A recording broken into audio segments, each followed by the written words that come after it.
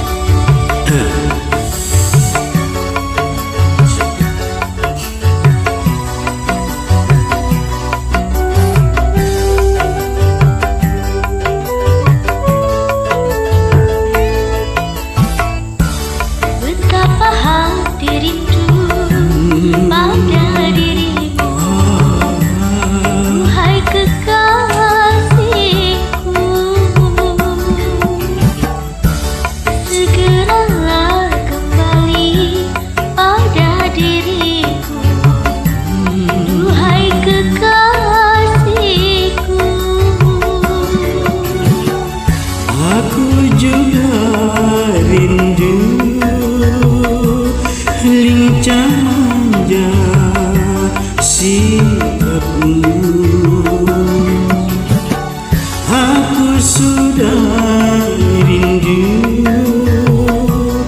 kasih sayang darimu. Semoga kita dapat bertemu seperti dahulu,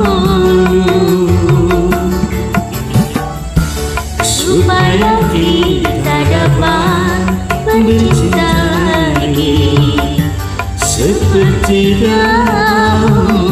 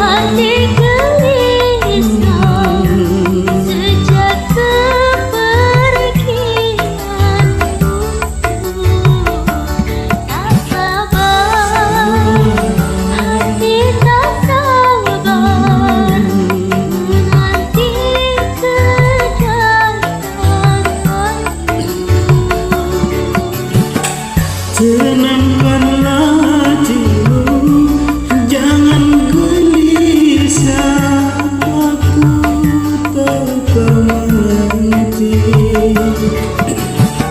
Sabarkanlah hatimu, sabarlah sayang, aku segera kembali.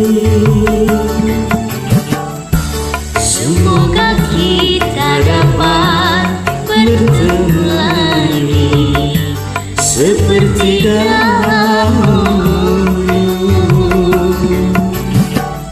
supaya kita dapat bercinta lagi seperti dahulu. Aye, Masuk.